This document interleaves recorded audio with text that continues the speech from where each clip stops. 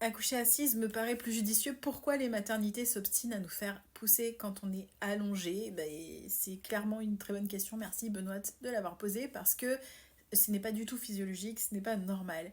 Mais voilà, moi, tu vois, quand j'ai fait mes études de sage-femme, on m'a appris à faire des accouchements. Pas accompagner des femmes qui sont en train d'accoucher, à faire l'accouchement.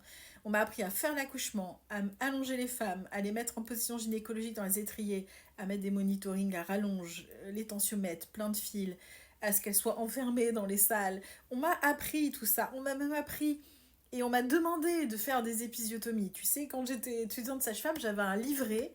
Il fallait que je fasse des actes et j'avais tant d'épisiotomies à faire durant mon cursus.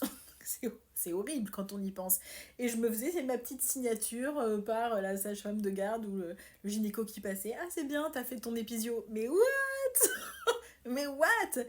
C'est important de savoir faire des actes, je suis d'accord, mais on devrait pas être noté plutôt pour celle qui a évité une épisiotomie ou celle qui a permis à la femme d'accoucher de façon physiologique le plus naturelle possible et à la limite, même si elle a une péridurale, de l'avoir accompagnée pour que ça soit il y ait moins de risques possible d'instrumentalisation ou de césarienne, tu vois. Donc c'est vrai qu'il y a tout un concept, un précepte à changer. C'est super ancré encore. En tous les cas, en France, parce que évidemment, tu as, d'autres pays qui sont beaucoup plus avancés que nous.